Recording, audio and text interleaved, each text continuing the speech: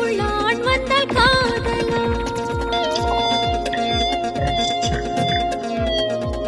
ஆணுக்குள் பெண் வந்தால் காமமா?